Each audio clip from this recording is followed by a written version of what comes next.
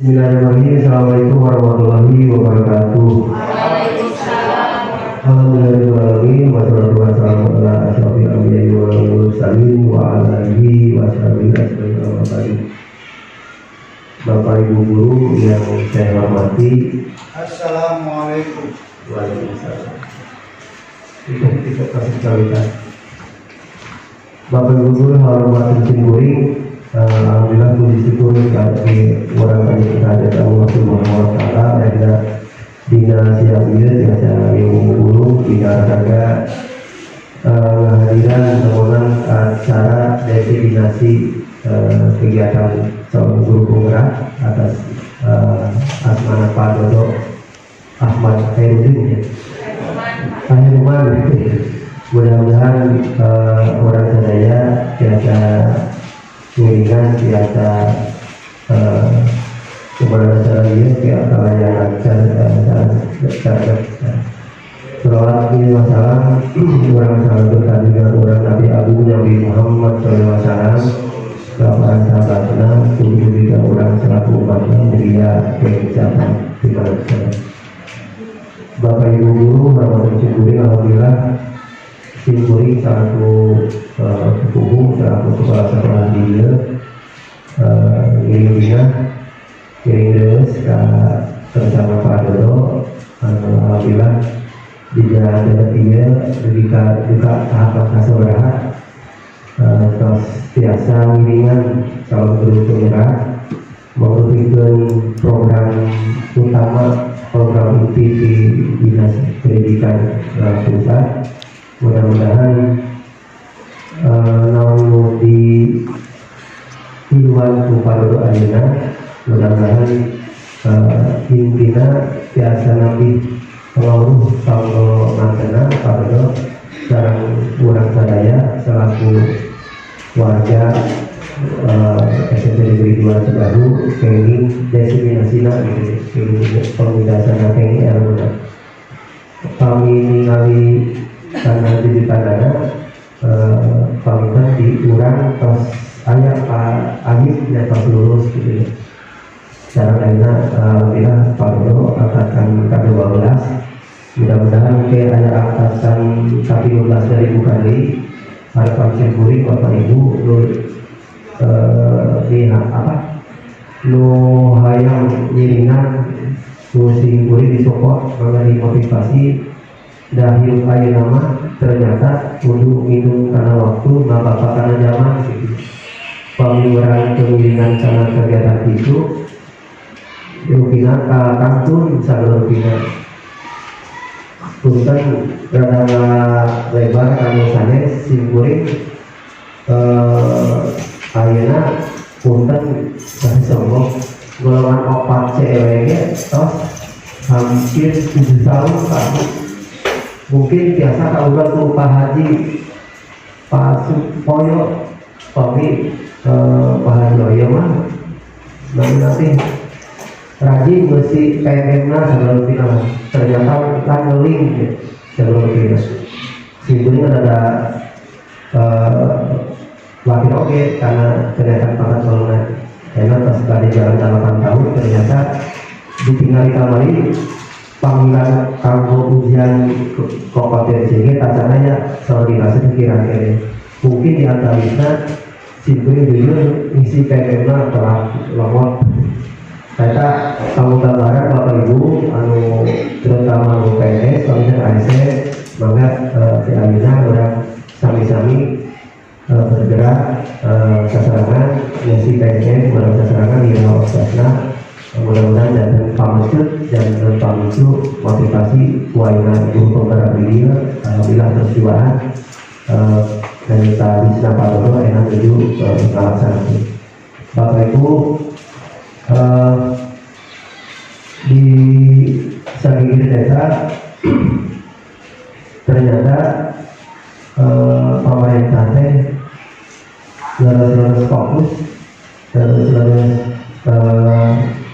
dan lebih programnya kaitannya gimana ternyata kamar ini Pak Dodo terus ancang-ancang di ayeuna gitu Pak Dodo dan pengelolaan kami ternyata lewat kelibatan di program ini.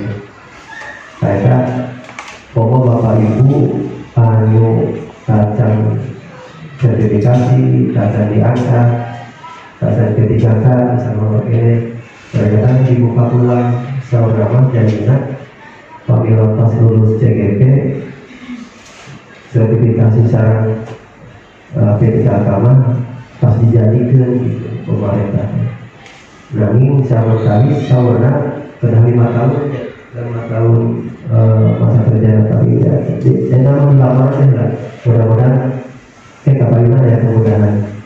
Terus memang sawarna di dalam dia orang masalah kebijakan pemerintah mereka berlanjut dengan mengerjakan berlanjut. Oktober 2 juta Pak. Amin.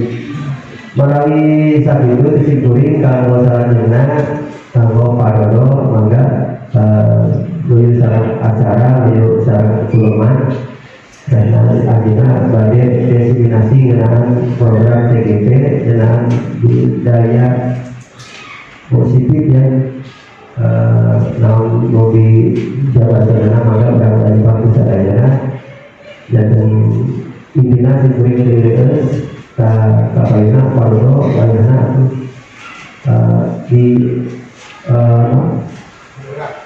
bergerak dan masihan contohnya kalau misalnya jalur bina mudah-mudahan yang dibahasnya sabarang sadaya tapi itu harusnya dikira ulangi ayam hal itu cepat terus disimpulin di tutup. Assalamualaikum warahmatullahi wabarakatuh.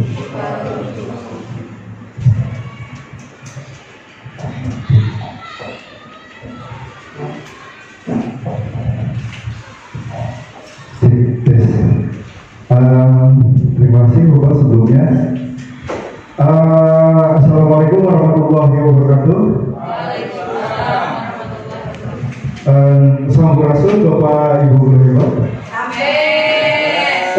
Terima kasih Bapak Ibu Guru Hebat. Terima kasih juga untuk Bapak Ibu Guru SMP Negeri 2 Cidahu sudah menyempatkan waktunya untuk mengikuti pembahasan atau diseminasi dari calon guru penggerak yaitu angkatan 11. Di sini perkenalkan nama saya Dodo Margeruman. Sebelumnya saya dari CGP angkatan 11 Kabupaten Kuningan dari Sekolah SMP Negeri 2 Cidahu. Di sini saya akan pembahasan atau diseminasi tentang budaya positif. Apa sih pengertian budaya positif itu dan apa sih keyakinan kelas yang harus dibuat serta bagaimana penerapan segitiga restitusi ketika menghadapi anak yang bermasalah seperti itu. Mohon lanjut, Bapak. Di sini kita masuk ke dalam pengertian budaya. Tadi kan ada pengertian budaya positif. Lalu di sini kita mengambil arti kata budaya. Budaya itu kata budaya berasal dari bahasa Sanskerta yaitu budaya yang merupakan bentuk jamak dari budi dan daya. Budi itu memiliki arti budi atau akal. Jadi budi itu akal, hasil pemikiran. Sedangkan daya itu mempunyai arti usaha atau ikhtiar. Jadi arti kata budaya itu bisa disebutkan bahwa hasil pemikiran yang menghasilkan satu kebiasaan seperti itu. Dan di sini bisa disimpulkan bahwa budaya adalah cara hidup yang berkembang dan memiliki berkembang dan dimiliki oleh seseorang atau sekelompok orang, kemudian diwarisi dari generasi ke generasi. Nah, untuk di SMP Negeri 2 Cidahu di kita khususnya mungkin kita harus membuat satu kesepakatan di mana kita harus membuat budaya sekolah kita. Contohnya saja dari hari Jumat, alhamdulillah kita punya satu budaya yaitu yasinan, terus doa bersama atau sholat duha bersama. Itu salah satu budaya yang memang sudah kita buat secara bersama, yang mengakar dan diikuti oleh orang lain seperti itu. Mohon lanjut, Bapak. Agak tegang kalau ngomong di depan Bapak Ibu guru teh. Mohon maaf sebelumnya. Lanjut pengertian positif. Tadi kan pengertian budaya, sekarang pengertian positif. Positif adalah suatu pandangan atau sikap yang berfokus pada aspek baik. Di mana arti kata positif itu ketika kita melihat sesuatu hal yang memang tidak menjatuhkan, gitu. Contohnya saja arti kata dalam membuang sampah. Jangan buang sampah di sini. Otomatis ketika ada kata-kata jangan, itu kata-kata negatif. Nah, di mana kita harus membuat atau merubah paradigma atau pemikiran kita dari jangan membuang sampah di sini, kita ubah yaitu buanglah sampah di tong sampah atau buanglah sampah di tempat sampah. Karena arti kata jangan itu sudah merubah persepsi atau otak siswa agar melakukan hal tersebut. Seperti itu. Ternyata hal negatif itu malahan dibuat dan nyaman untuk siswa, seperti itu. Hal-hal negatif seperti itu. Makanya kita berubah paradigma di mana kata-kata negatif itu dihilangkan menjadi positif. Mana? Untuk selanjutnya yaitu pengertian budaya positif. Nah, di sini yaitu budaya positif. Budaya positif adalah upaya untuk membuat sekolah menjadi tempat di mana setiap siswa merasa dihargai dan memiliki kesepakatan untuk berkembang secara optimal. Banyak dari pengalaman saya, itu khususnya saya, biasanya itu menggunakan kata-kata negatif. Contohnya saja, nah jangan buang sampah di situ. Atau misal siswa jangan coret-coret di tembok, jangan coret-coret di dinding atau di papan tulis. Ternyata hal tersebut membuat anak tersebut melakukan hal seperti itu. Makanya itu budaya positif di sini, di mana kita selaku guru harus meningkatkan atau merubah kata-kata, di mana kita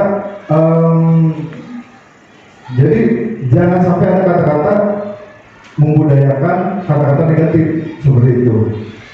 Oke, nanti coba. Di sini untuk diseminasi hari ini kita akan mempelajari 7 konsep atau 7 inti budaya positif. Dalam budaya positif ternyata ada yang namanya perubahan paradigma belajar, terus ada yang namanya disiplin positif, ada yang namanya motivasi perilaku manusia, dan yang keempat kebutuhan dasar manusia, ada juga posisi kontrol guru, ada juga keyakinan kelas, dan yang terakhir yaitu segitiga restitusi. Oke, lanjut, Bapak. Di sini yang pertama yaitu perubahan paradigma pembelajaran. Dalam kurikulum Merdeka atau profil pelajar Pancasila, kita sudah disuguhkan bahwa pelajar Indonesia itu harus beriman, bertakwa kepada Tuhan Yang Maha Esa, berakhlak mulia, terus mandiri, bernalar kritis, kreatif, bergotong royong, dan berkebinekaan global. Nah, perubahan paradigma, jadi perubahan pemikiran. Bagaimana yang tadinya konsep kita sebelum kurikulum Merdeka yaitu kurikulum 13, di mana yang pembelajaran itu konvensional, di mana kita berdiri di depan murid, mengajar di depan murid, hanya sekedar ceramah. Ternyata di dalam kurikulum kurikulum Merdeka itu dirubah oleh Kementerian dan pihak pendidikan di Indonesia, bahwa perubahan paradigma dalam proses pembelajaran yang awalnya berpusat pada guru, yaitu teacher center, di mana kita sebagai guru itu di depan mengajar para siswa, nanti dirubah yaitu menjadi student center. Makanya dimunculkan yaitu P5, di mana kita selaku guru itu hanya fasilitator atau manajer, lalu siswa itu adalah seseorang yang melakukan aktivitas pembelajaran. Contohnya saja misal dalam seni budaya, di mana kita selaku guru itu memberikan satu materi pemahaman, dan materi itu dipraktekkan oleh siswa langsung, gitu. Tidak hanya konvensional yaitu ceramah kita di depan, terus siswa-siswa mendengarkan. Itu dirubah di dalam kurikulum Merdeka. yaitu dengan P5 atau profil belajar Pancasila. Nah, di sini ada yang namanya miskonsepsi teori kontrol, di mana ternyata antara kurikulum Merdeka dan kita selaku guru ada yang namanya miskonsepsi, yaitu ilusi guru mengontrol murid. Pada dasarnya kita tidak dapat memaksa murid untuk berbuat sesuatu jika murid tersebut memilih untuk tidak melakukannya, walaupun tempatnya kita sedang mengontrol perilaku murid tersebut. Hal ini karena murid tersebut sedang mengizinkan dirinya dikontrol. Saat itu bentuk kontrol guru menjadi kebutuhan dasar yang dipilih murid tersebut. Maksudnya di sini bahwa ternyata kita itu selama ini menjadi pengkontrol murid, di mana kita itu bukan student center tapi teacher center. Kebanyakan dari guru-guru di Indonesia itu menggunakan sistem student center, teacher center, bukan student center. Jadi di mana guru itu bisa mengakuisisi bahwa murid itu harus sesuai dengan keinginan saya. Gitu. Bukan murid itu harus sesuai dengan keinginan murid, cara belajar murid. Jadi di mana murid itu ketika belajar itu senang. Nah, kebanyakan itu untuk kedepannya dirubah ketika berbicara tentang kurikulum Merdeka, itu dirubah menjadi bagaimana keinginan murid agar murid itu senang untuk belajar seperti itu. Dan miskonsepsi yang kedua yaitu ilusi bahwa semua penguatan positif efektif dan bermanfaat. Penguatan positif itu atau bujukan atau bentuk kontrol segala usaha untuk mempengaruhi murid agar mengulangi suatu perilaku tertentu adalah suatu usaha untuk mengontrol murid tersebut. Nah, bagaimana ketika pembelajaran anak-anak coba tulis halaman sekian, anak-anak coba pelajari halaman sekian. Itu di sini adalah disebut miskonsepsi. Ternyata di dalam kurikulum Merdeka kita disuguhkan bahwa pembelajaran itu berfokus pada murid. Jadi guru hanya menjadi manajer di mana ketika siswa mengerjakan satu proyek, guru tersebut bisa mengarahkan proyeknya itu agar lebih baik lagi seperti itu. Next itu miskonsepsi yang ketiga, ilusi bahwa kritik dan membuat orang merasa bersalah dapat menguatkan karakter. Menggunakan kritik dan rasa bersalah untuk mengontrol murid menuju pada identitas gagal. Terus mereka belajar untuk merasa buruk tentang diri mereka. Mereka mengembangkan dialog diri yang negatif. Kadang-kala sulit bagi guru untuk mengidentifikasi bahwa mereka melakukan perilaku ini karena seringkali guru cukup menggunakan suara halus untuk menyampaikan pesan negatif. Nah, pesan negatif di sini bagaimana ketika kita pembelajaran di kelas, coba anak-anak kalau PR-mu mana? Nah, di mana di situ secara halus kita mengejas bahwa anak tersebut harus mengikuti kontrol guru atau kita selaku guru.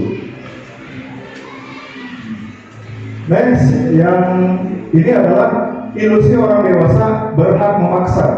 Ternyata di dalam ilusi orang dewasa berhak memaksa, kita selaku guru itu kebanyakan sistemnya itu pemaksaan. Contohnya saja misal, nah kamu harus pelajari ini, minggu besok kumpulkan. Nah kamu harus pelajari ini, tolong besok kumpulkan. Nah seperti itu, hal-hal memaksa seperti itu ternyata membuat anak itu menjadi rendah diri, di mana anak tersebut itu merasa malas untuk mengerjakannya. Karena dalam hal pendidikan ternyata setelah mempelajari modul 1.4, hal yang menyenangkan itu yang mudah diingat, hal yang tidak menyenangkan itu cepat diingat. Karena ketika tidak menyenangkan hal tersebut kepada satu anak tersebut, otomatis hal tersebut itu pengen cepat dilupakan lagi.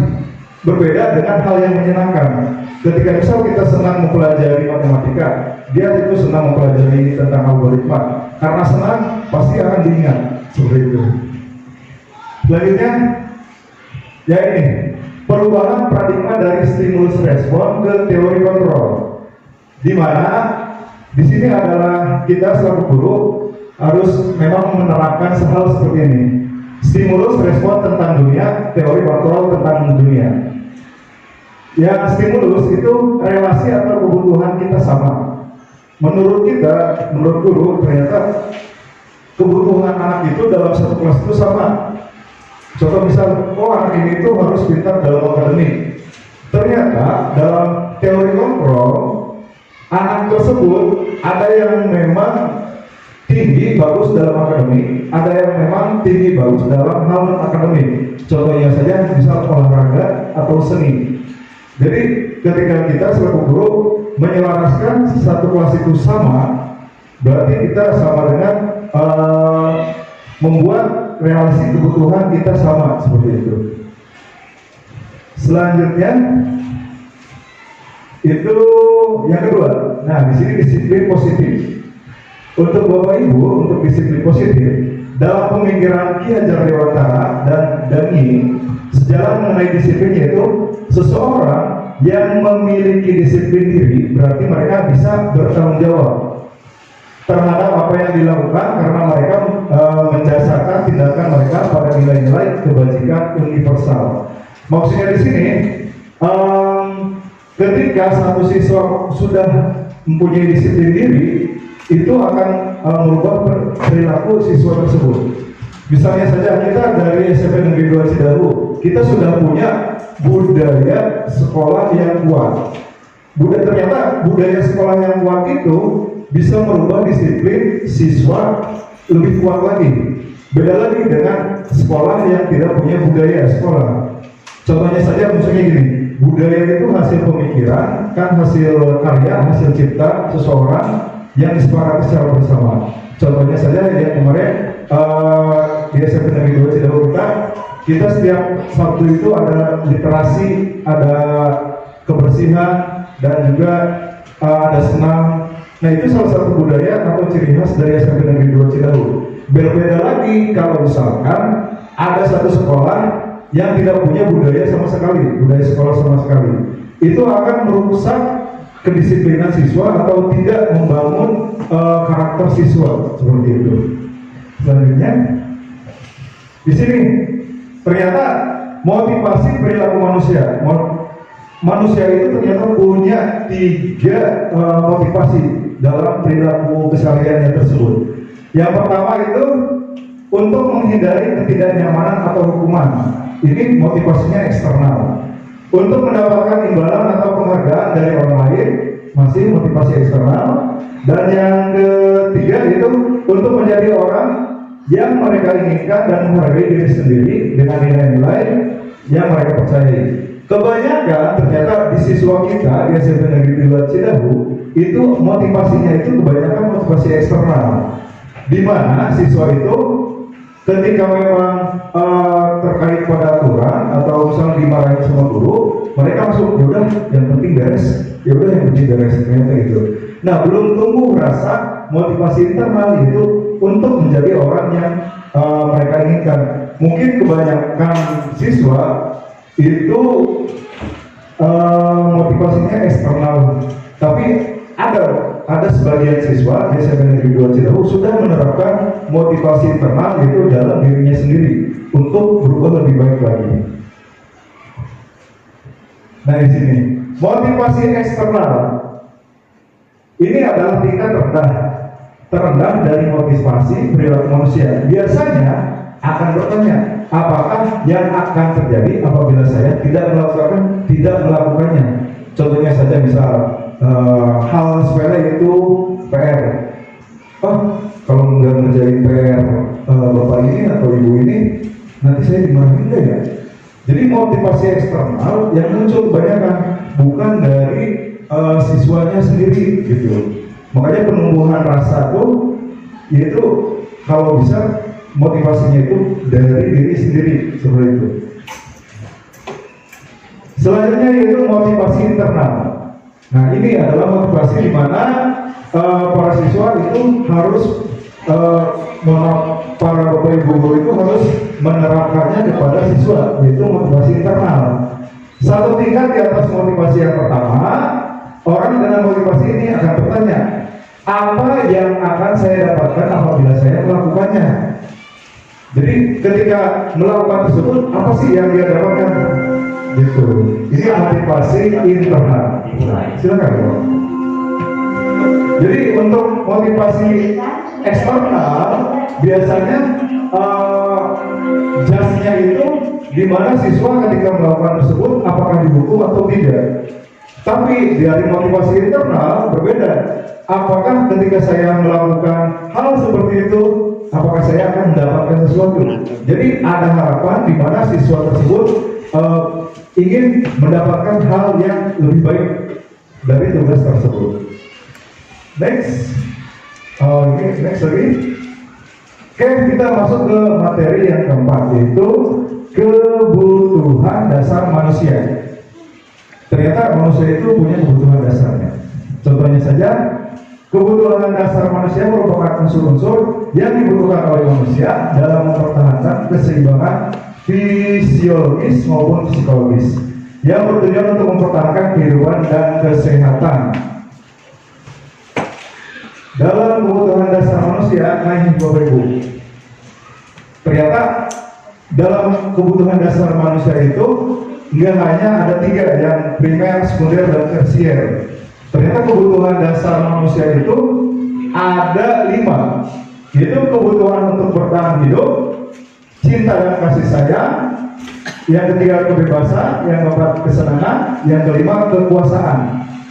Contoh misal kebutuhan untuk bertahan hidup. Biasanya kebutuhan untuk bertahan hidup yaitu makanan, pakaian, tempat tinggal, keamanan, dan kesehatan. Ini adalah kebutuhan dasar manusia yang paling dasar, yaitu kebutuhan untuk bertahan hidup. Terus yang kedua, cinta dan kasih sayang. Cinta dan kasih sayang di sini adalah rasa diterima, dipedulikan, berbagi, kerjasama, menjadi bagian dari kelompok. Nah, di sini cinta dan kasih sayang ternyata banyak sekali siswa yang melakukan kesalahan dalam dirinya. Contohnya saja misal siswa melanggar peraturan. Yang kemarin saja misal siswa itu jarang masuk ke kelas. Ternyata di balik itu semua ada yang namanya cinta dan kasih sayang. Kebutuhan cinta dan kasih sayang itu belum terpenuhi. Contoh kemarin saat kasusnya itu Kevin dari 8F, ternyata di balik Kevin yang malas sekolah itu ada cinta dan kasih sayang Kevin yang memang kurang, di mana anak tersebut harus berdiri sendiri dan berperilaku sendiri dan harus bisa mandiri.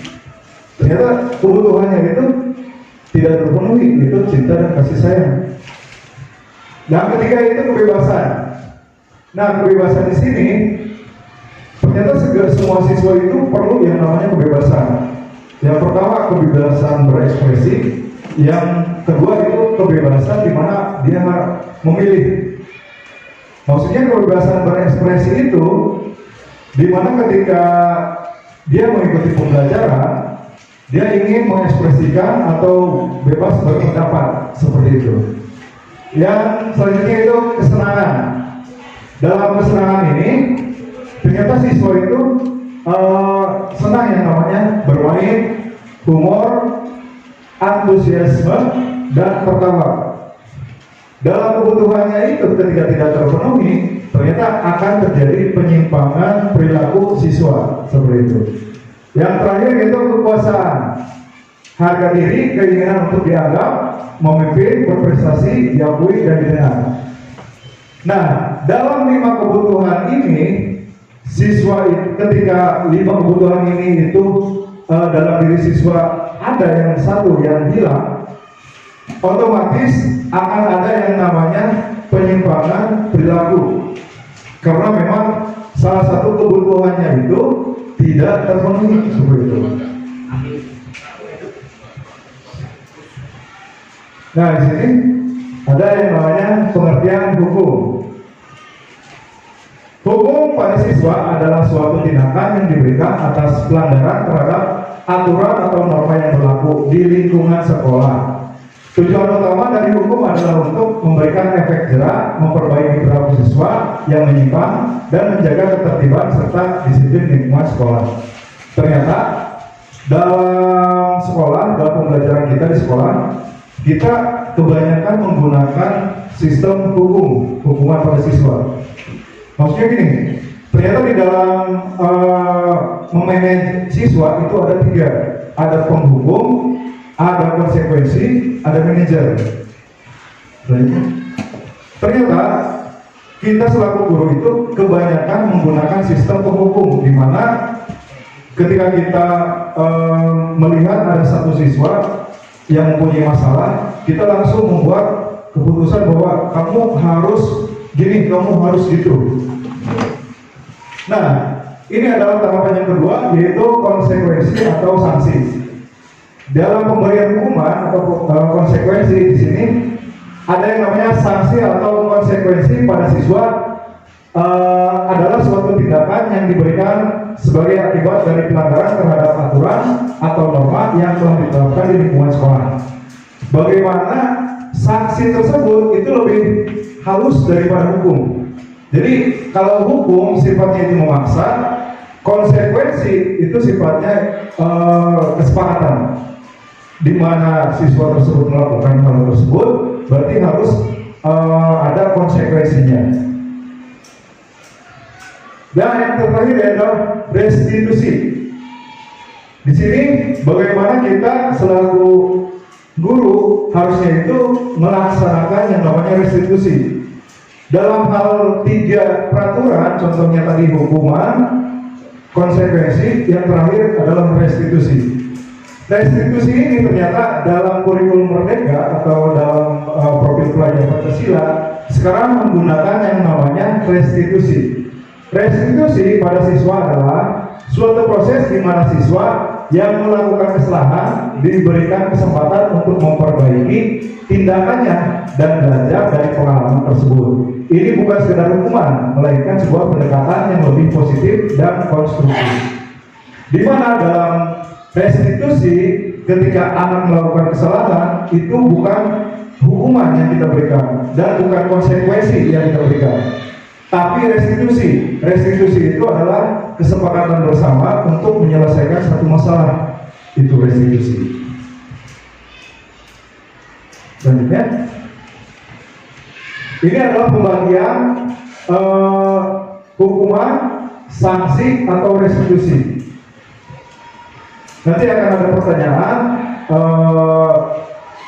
habis ini, itu ada pertanyaan bagi Bapak Ibu yang ingin jawab, silakan. Nanti sistemnya itu ajukan tangan, nanti Bapak Ibu guru silakan bisa menjawabnya. Di sini ada, di sini yaitu identitas gagal. Ternyata kita selalu menerapkan yang namanya identitas gagal, di mana kita penerapan untuk siswa itu kebanyakan itu hukuman. Nah, ternyata dalam kurikulum Merdeka itu dibahas lagi.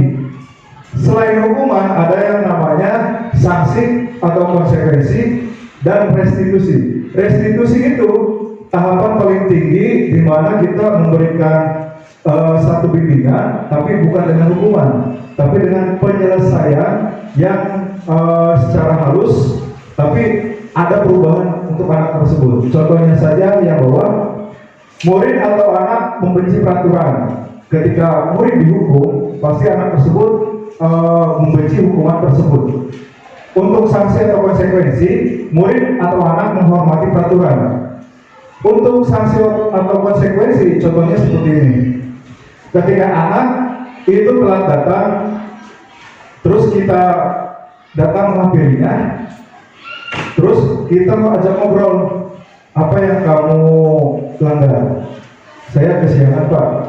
Ketika kesiangan, bagaimana kamu harus bersikap? Saya akan membersihkan WC. Itu dia yang ingin. Jadi ketika dia yang ingin, berarti dia akan sanggup untuk melakukan hal tersebut. Berbeda dengan hukuman. Kalau hukuman itu gurunya langsung, kamu ketinggalan, silakan bersihkan WC. Ibu nggak mau tahu atau bapak nggak mau tahu, beresin jam segini. Nah itu sistemnya hukuman. Yang lebih baik itu adalah restitusi. Anak mengamati dirinya dan orang lain. Di atas itu, nah, apa yang kamu yakini? Maksudnya apa yang kamu yakini, apa yang bisa kamu lakukan untuk memperbaiki masalah ini ketika anak misal datang telat. Dalam pembelajaran kurikulum merdeka, ketika anak telat, kita ajak diskusi.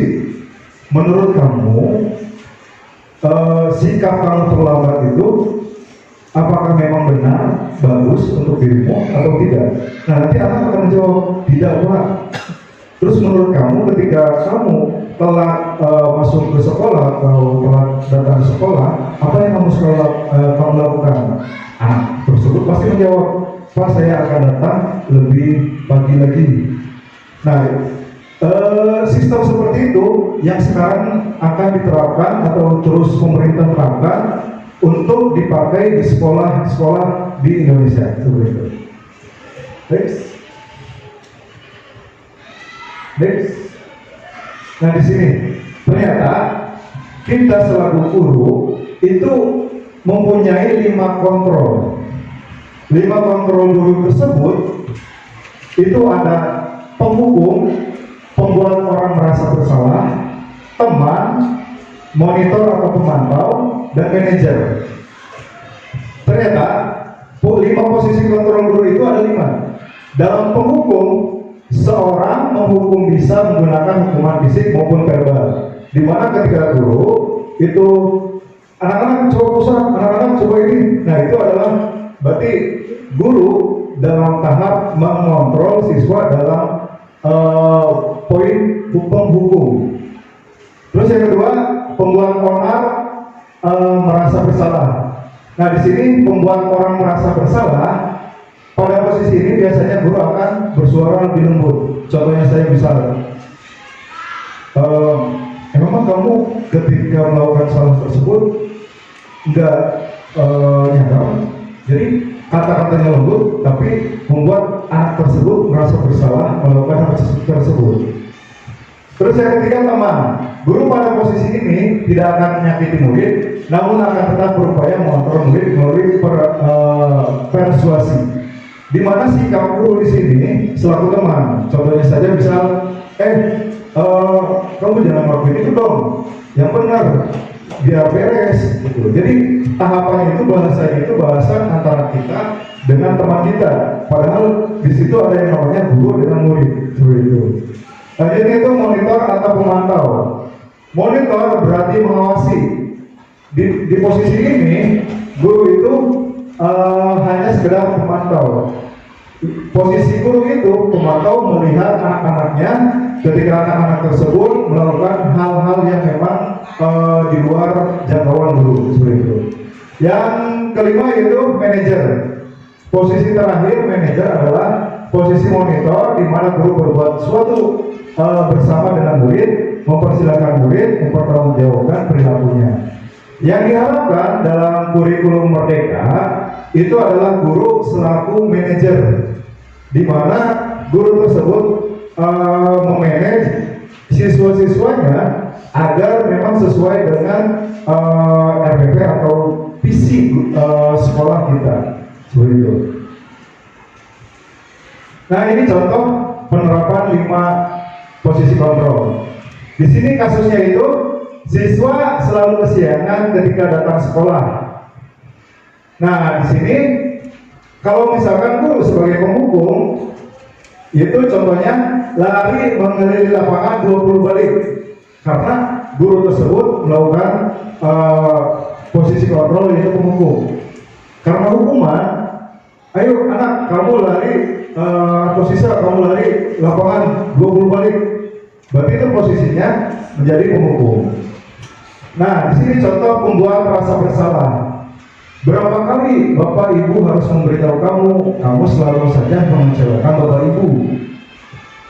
Sifat seperti ini di mana kita membuat jas siswa tersebut merasa bersalah ketika kita berbicara, gitu.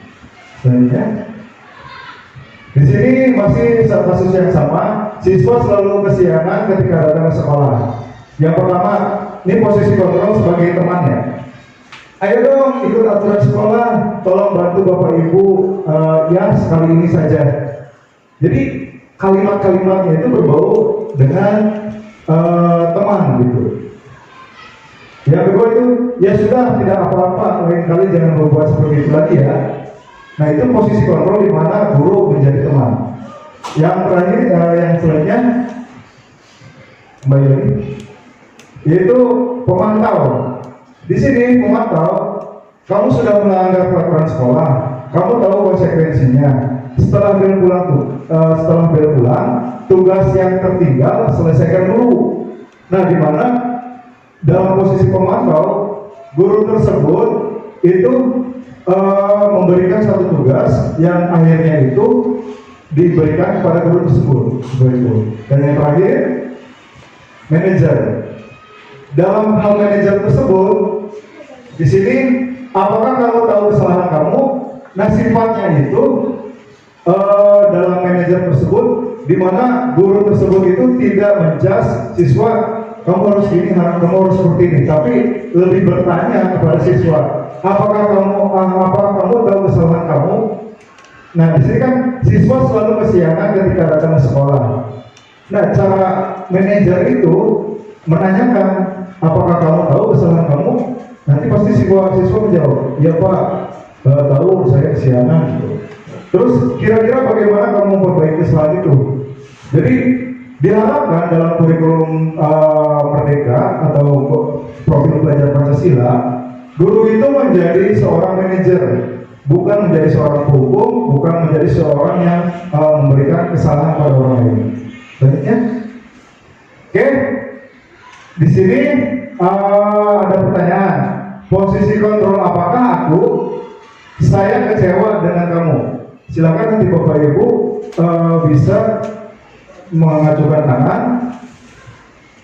Ini termasuk ke dalam posisi kontrol apa? Yang tadi yang 5, ada penghukum, pemberi rasa bersalah, teman, tadi monitoring, yang terakhir atau pemantau, dan yang terakhir manajer.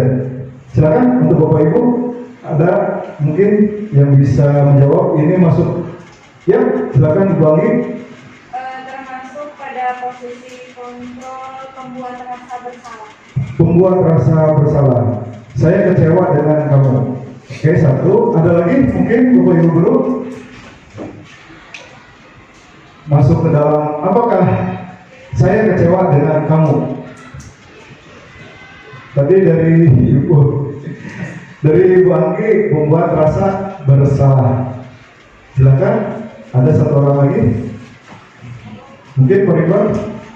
Ya, apa Pak Ridwan? Tidak lagi, kita buka jawabannya. Pembuat rasa bersalah. Kita tentang buat Bang. Ada sedikit. Ini buat Bang. Silakan. Sana ya buat Bang. Silakan Bang, ini hadiah. Ada lagi yang di sini, ada pertanyaan lagi. Terima kasih Bang. Ada lagi, mohon Bang. Ini ada lagi. Next, mana? Nah ini, pokoknya kamu harus push up.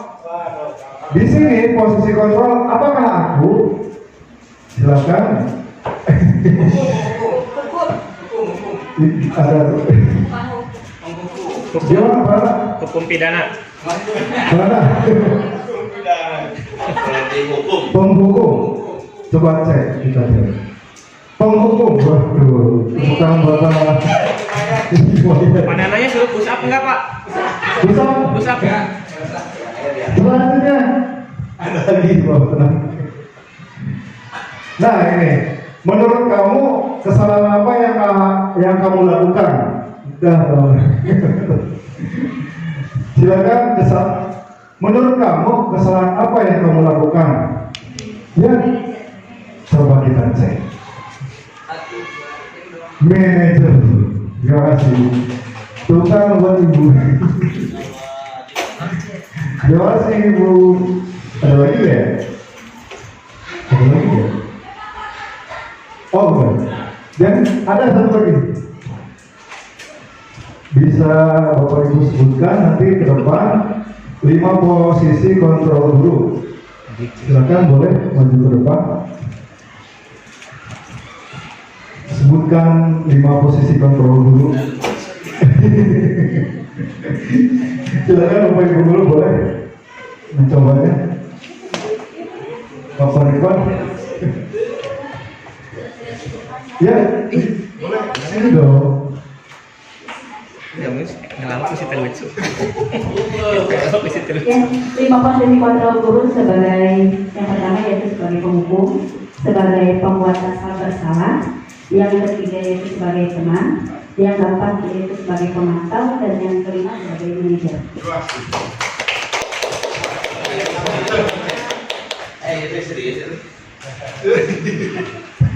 Terima kasih Bu Egi atas jawabannya. Kayaknya butuh pemanasan atau ice breaking Bapak Ibu.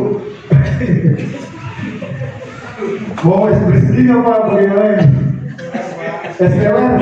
Butuh ice breaking ya, Bu Ida ya. Elis dong. Gini ice breaking itu pembuat musik. Jadi pembuat musik itu misal kelompoknya cuma 3, nggak apa-apa ya Ibu. Jadi yang 3 orang ini kelompok 1, kelompok 2, kelompok 3, kelompok 4. Nah, dalam satu kelompok itu punya satu tanggung jawab. Tanggung jawabnya itu menyuarakan. Tanggung jawabnya itu menyuarakan. Nah, suara kelompok 1 itu tak-tak. Tak-tak. Terus suara kelompok 2 tanggung jawabnya itu dung-dung. Dung-dung. Yang ini berarti tung-tung. Dung-dung, tung-tung. Yang terakhir, yang ini yaitu tanggung jawabnya itu menyuarakan suara ces. Bisa kita coba? Bisa kita coba? Coba kita cek ya, cek sound.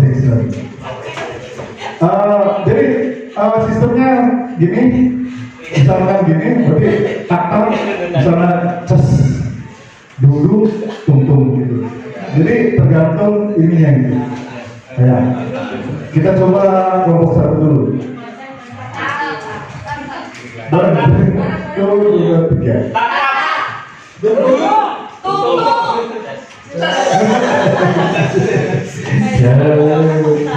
Coba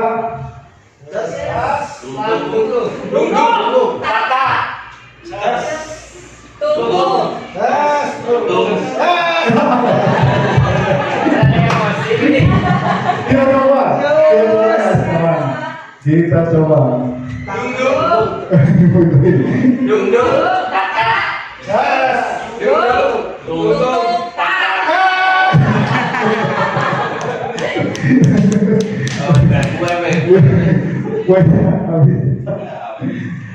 Coba terakhir ada satu lagi. Gereja. Paling tinggi suaranya nanti akan dikasih ke kelompok yang paling tinggi suaranya. Setuju. Kita coba. Setuju. Kita coba dari sini dulu.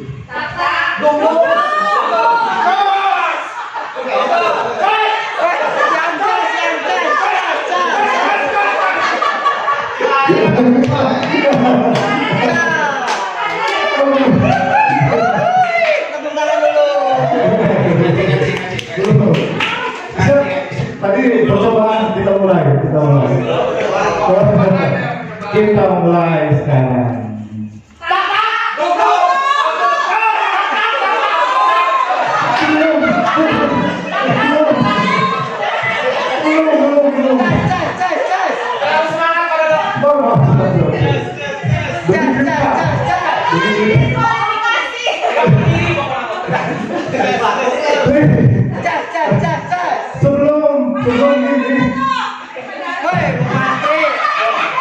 Sebelum ini berarti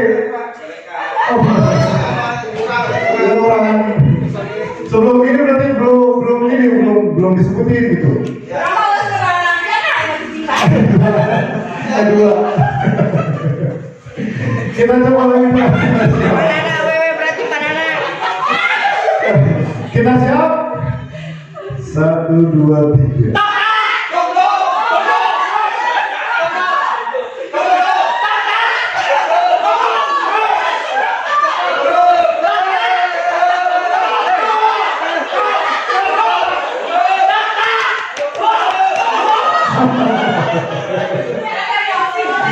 Kira-kira masuk ke mana?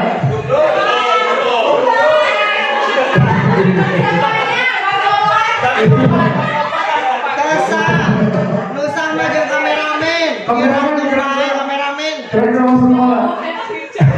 Buat kameramen. Kami kelas ngasih pada Paulan. Oh, gitu. Terima kasih. Tepuk tangan untuk kita semua. Aduh, terima kasih.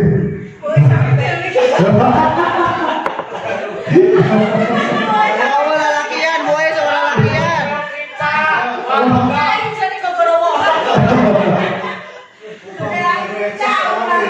Upami pada Yesus. Kapal ini.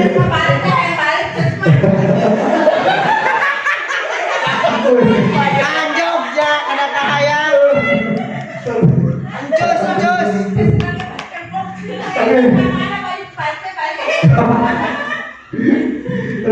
Terima kasih Bapak Ibu guru semua. Hebat sekali guru-guru SMP Negeri 2 Cidahu. Terima kasih para susu. Kita lanjut sedikit lagi keyakinan kelas. Nah di sini Bapak Ibu guru selaku wali kelas itu kan ada tugas dari Bapak Kepala Sekolah yaitu membuat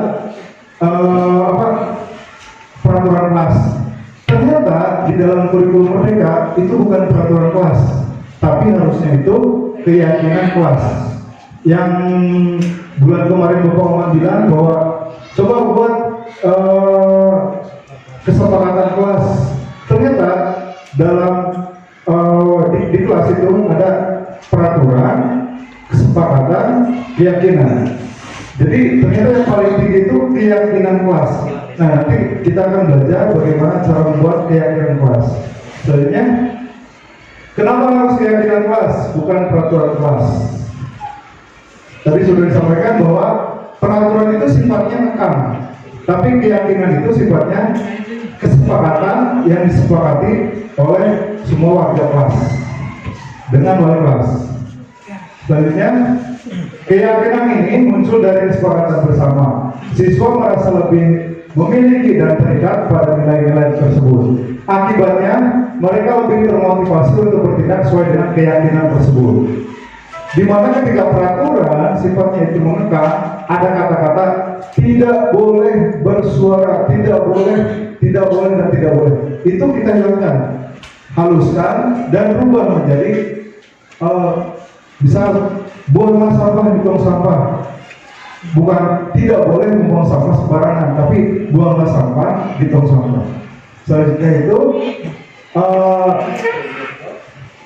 di sini kenapa harus keyakinan kelas? Dalam kurikulum Merdeka kita ngambil pengertian keyakinan kelas menurut Gosen 1998. Suatu keyakinan akan lebih memotivasi seseorang dari dalam. Seperti hal tadi kita sepakati bahwa aspek internal, motivasi internal itu lebih bagus, lebih tinggi daripada aspek eksternal. Seseorang akan lebih tergerak dan bersemangat untuk menjalankan keyakinannya daripada hanya sekedar mengikuti serangkaian peraturan. Jadi hindarilah kata-kata tidak atau budaya negatif atau kata-kata yang sifatnya itu negatif. Kita ubah menjadi keyakinan atau kata-kata positif. Nah di sini, ini adalah salah satu keyakinan kelas yang saya buat dengan kelas 8F.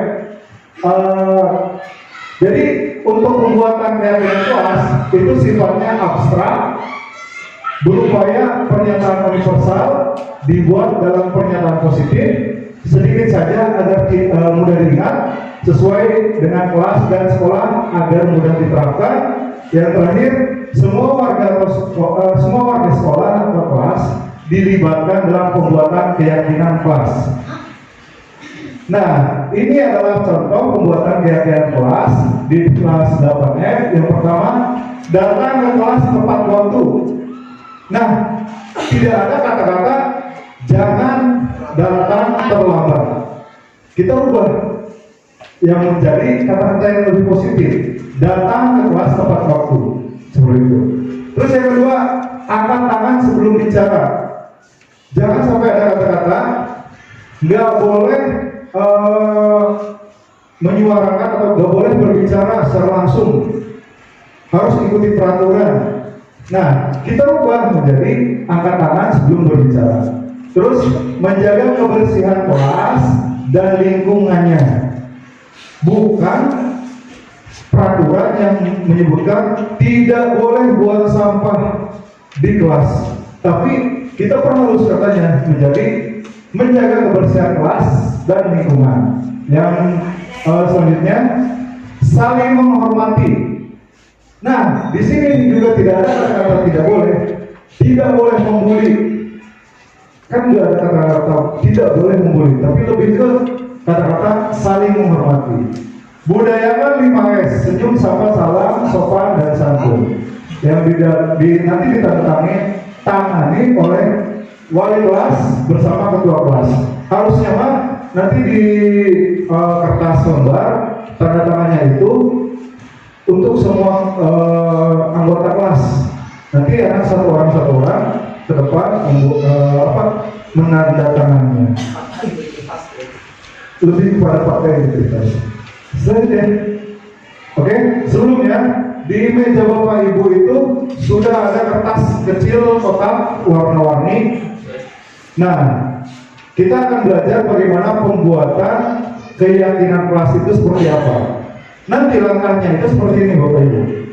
Ketika Bapak Ibu masuk ke kelas, langsung Bapak Ibu jelaskan apa arti kata peraturan, apa arti kata keyakinan.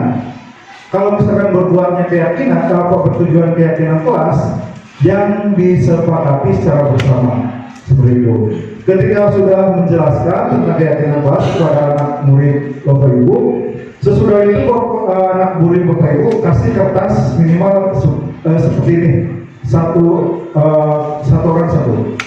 Nah, ketika itu sudah beres di situ, baru silahkan tulis keyakinan kelas apa yang kalian inginkan. Maka kasih waktu 5 menit Bapak Ibu untuk praktek bagaimana cara pembuatan keyakinan kelas. Sekarang bisa ditulis keyakinan apa yang ada di kelas. Contoh misal saya di sini selaku wali kelas dan Bapak Ibu guru selaku siswa, keyakinan kelas apa yang Bapak Ibu inginkan. Silahkan dibuat. Nanti akan diambil dan mohon izin Bapak mungkin agak sedikit ditempelkan di tembok tapi nggak melupas kok, aman. Maka silakan bisa Bapak Ibu tulis keyakinan apa yang Bapak Ibu inginkan di kelas ini. Ini ibaratkan kelas yang diwalikasi oleh saya, Bapak Ibu guru adalah siswa saya gitu. Contohnya.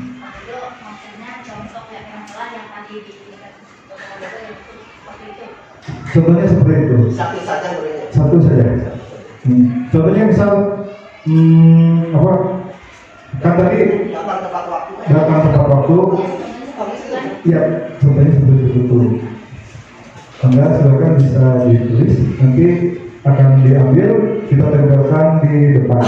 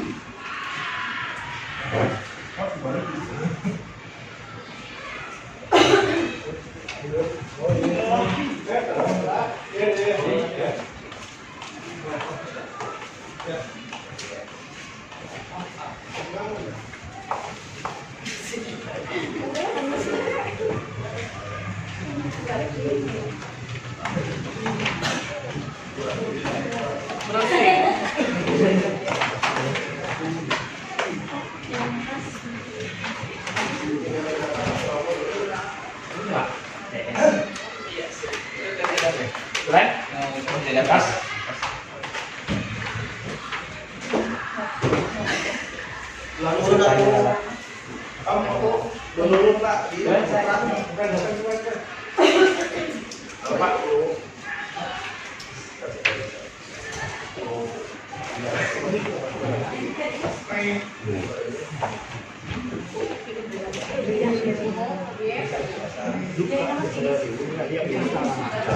Itu buat Pak.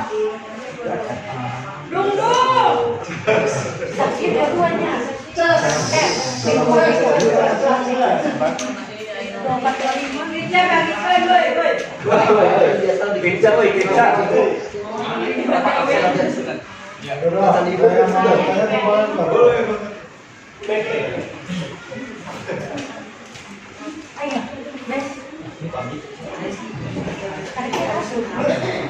Kalau tidak sama lihat itu ada slide yang poster itu apa?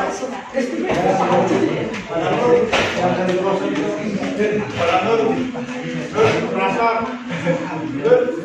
berapa operator? Jadi kalau kan yang bukan dari dosen itu dosen.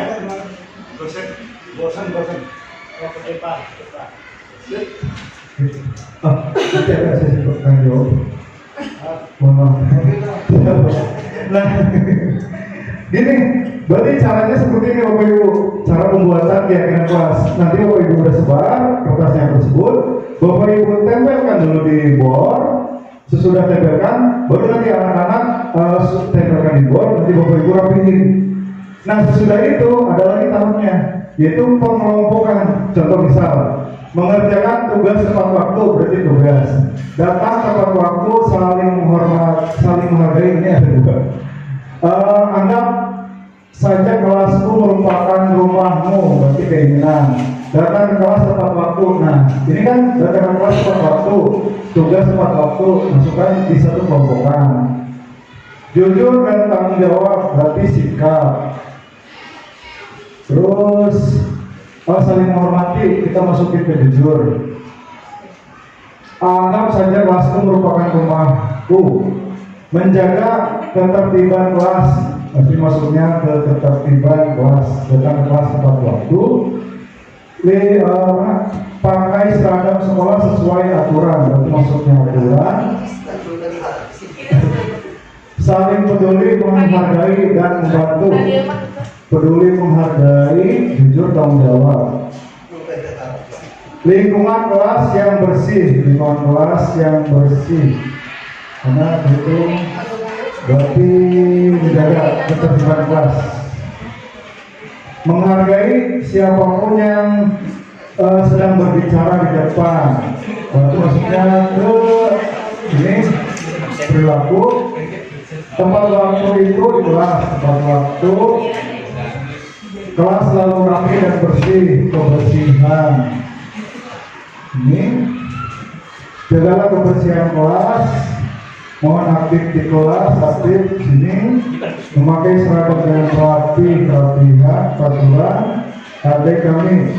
Nah, di sini. Jadi, nanti itu sebanyak-banyaknya keyakinan yang mereka buat, nanti itu kita bisa mengelompokkan. Berarti yang tadi banyak itu, keyakinan yang banyak itu ternyata membuahkan hasil 1, 2, 3, 4 keyakinan kelas yang kita sepakati.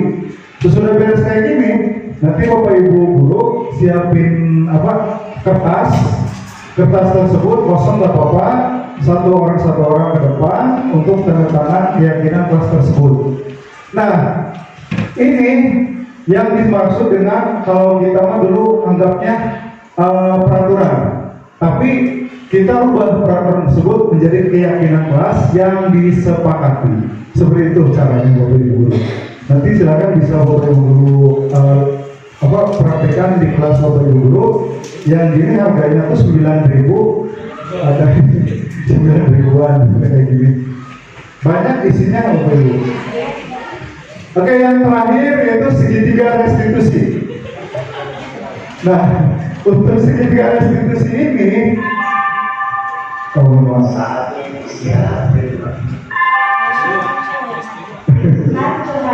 sedikit lagi mohon maaf Bapak Ibu sebelumnya.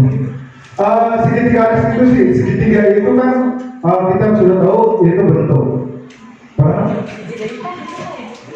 Nah, di sini segitiga restitusi merupakan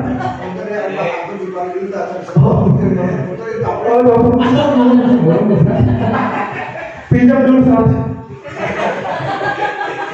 Mohon bacakan. Oke, selanjutnya.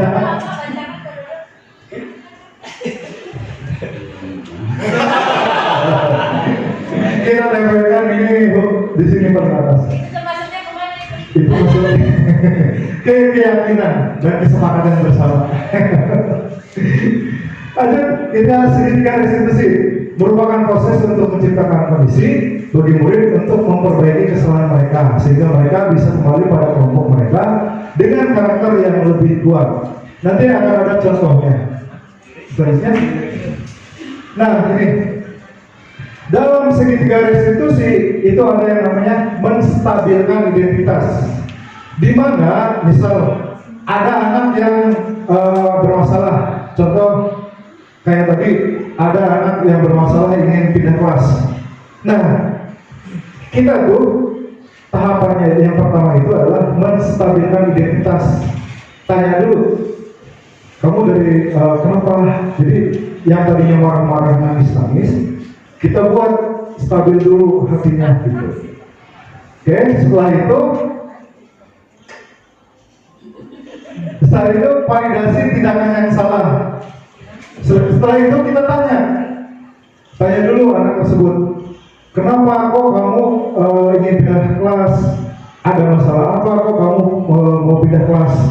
Jadi validasi dulu, menanyakan dulu apakah ada masalah apa sih? Kok sampai-sampai anak tersebut mau pindah kelas? Dan yang terakhir, menanyakan keyakinan. Maksudnya menanyakan keyakinan ini, di mana kita benar-benar tanya dulu. Yang terakhir, kenapa? Apakah memang peraturan di kelas ini mengekang kamu atau keyakinan di kelas ini mengekang kamu sehingga kamu mau pindah kelas ke yang lain? Ataukah anak tersebut ingin memang ada masalah besar untuk anak tersebut pindah kelas? Selanjutnya di sini menstabilkan identitas. Artinya itu berdasarkan prinsip membuat kesalahan adalah bagian dari proses pembelajaran. Jadi ternyata prinsip membuat kesalahan itu proses pembelajaran. Di mana ketika anak tersebut membuat kesalahan, itu semisal anak tersebut ngecot atau kabur. Nah, di sini kita harus menstabilkan dulu. Jadi di mana anak tersebut tidak tinggi marah atau tidak balun, terus anak tersebut sudah bisa menerima nasihat dari kita. Gitu. Kedua, menggeser identitas gagal ke identitas sukses. Selanjutnya, validasi tindakan yang salah. Dalam validasi tindakan yang salah itu ada 3 poin. Berdasarkan prinsip setiap perilaku berupaya memenuhi satu kebutuhan tertentu. Kedua, guru akan bergeser dari pemikiran stimulus respon menjadi proaktif. Pemikiran stimulus itu kita cuma sekedar memberi nasihat, tapi proaktif kita ikut menyelesaikan masalah tersebut. Selanjutnya, yaitu menanyakan keyakinan. Murid akan diberi pertanyaan-pertanyaan bermakna untuk memunculkan motivasi intrinsik. Nah, tadi kan kebanyakan kita memakai motivasi ekstrinsik, di mana kita sudah sepakat kita akan memunculkan motivasi intrinsik para siswa. Selanjutnya,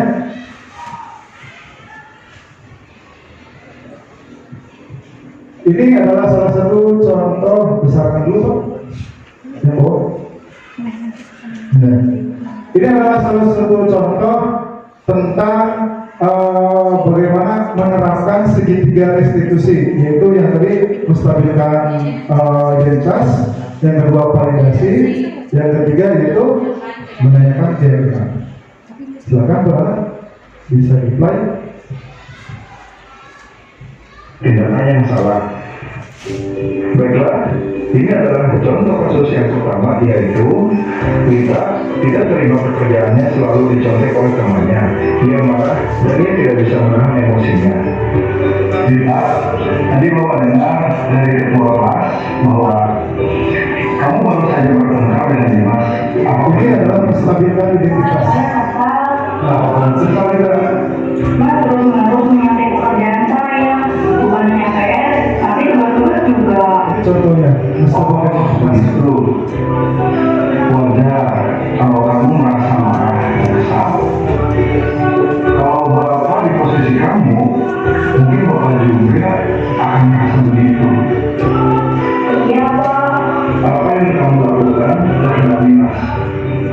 saya mengakhiri. Validasi tindakan yang salah. Kerjanya, Sebenarnya masalahnya itu ada alasannya. Ya, kenapa kamu bertindak seperti itu? iya Pak, saya sudah sempat layan mau dengan kelas, tapi dia hanya nyampe tanpa usaha sendiri. Bapak mengerti. Wajar kalau kamu merasa marah karena pekerjaanmu dicontek begitu saja.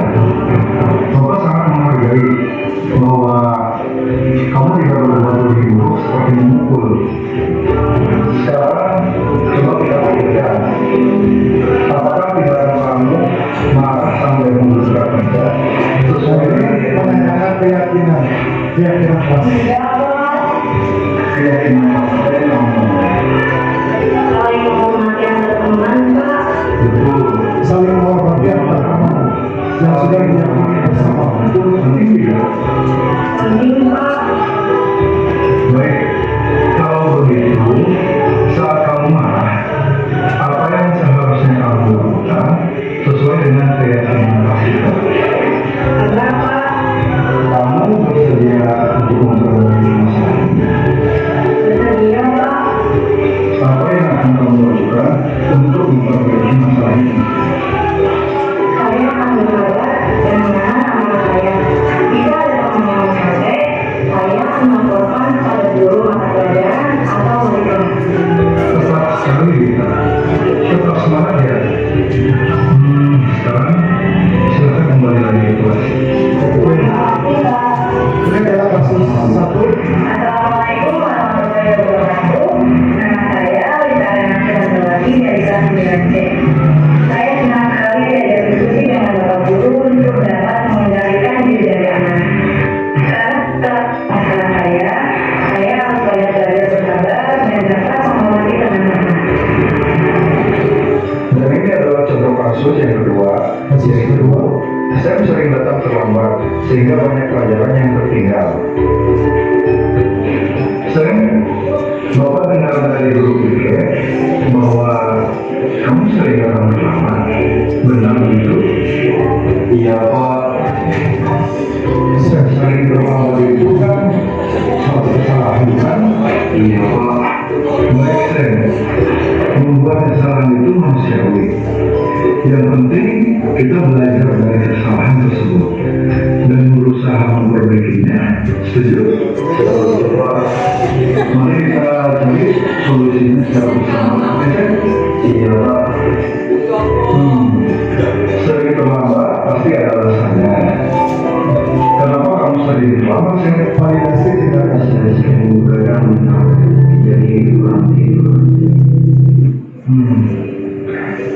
Kamu tahu kan keyakinan kelas yang sudah kita sepakati?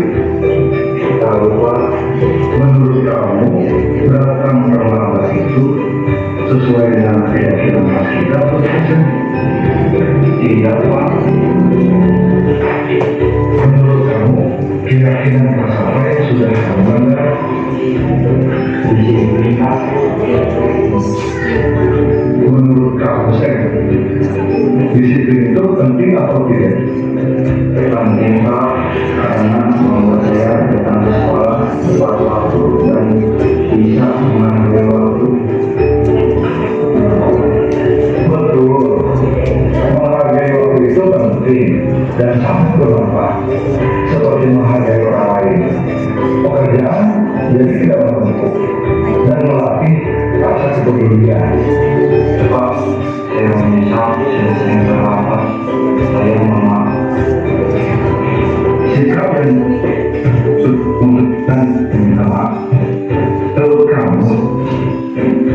dalam Quran agar kembali lagi.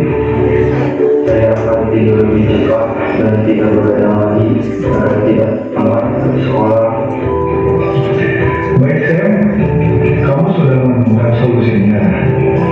Bapak akan bekerja sama dengan orang tua kamu agar kamu tidak terlambat lagi. Sekarang silakan kembali lagi ke kelasnya. Terima kasih Pak. Baik, sama-sama. Assalamualaikum warahmatullahi wabarakatuh. Nama saya Muhammad Abdul kelas 9. Terima kasih. Baru saya senang sekali ada diskusi dengan Bapak Guru untuk menemukan solusi atas kesalahan yang telah saya lakukan. Saya tidak akan begadang lagi supaya tidak terlambat ke sekolah. Kasih telah menonton video ini. Salam guru penggerak. Semoga tergerak, lekas bergerak, dan mari menggerakkan. Assalamualaikum warahmatullahi wabarakatuh. Oke, Bapak Ibu guru sekalian, seperti hal tadi video, yaitu di mana kita sudah membuat keyakinan kelas, dan di situ nanti kita bisa mempraktekkan ketika siswa kita atau anak murid SMP Negeri 2 Cidahu melanggar satu aturan, kita sangkut pautkan dengan keyakinan kelas yang sudah disepakati seperti itu. Selanjutnya, terus, oke penutup. Di sini saya mengambil dari Stephen R. Covey, Principle Center Leadership, gitu, leadership. 1991, bila kita ingin membuat kemajuan perlahan, sedikit-sedikit, ubahlah sikap atau perilaku Anda. Namun bila kita ingin memperbaiki cara utama kita, maka kita perlu mengubah kerangka acuan kita. Ubahlah bagaimana Anda melihat dunia, bagaimana Anda berpikir tentang manusia. Ubahlah paradigma Anda, skema pemahaman dan penjelasan aspek-aspek tertentu tentang realitas. Oke, terima kasih sebelumnya Bapak Ibu Guru. Alhamdulillah hari ini kita sudah belajar bagaimana pengertian budaya positif, penerapan budaya positif, dan kita sudah belajar bagaimana pembuatan keyakinan kelas yang nanti Bapak Ibu bisa praktekkan di kelas Bapak Ibu. Dan yang terakhir kita sudah belajar bagaimana penerapan segitiga restitusi. Terima kasih untuk hari ini. Ya, terima kasih Pak. Lanjut aja. Terima kasih untuk hari ini atas kehadiran Bapak Ibu Guru semua. Saya Dodo Ahmad Herman, saya CGP Angkatan 11 dari SMP Negeri 2 Cidahu. Saya mohon pamit. Billahi fisabilillah haq, fastabiqul khairat. Wassalamualaikum warahmatullahi wabarakatuh. Terima kasih.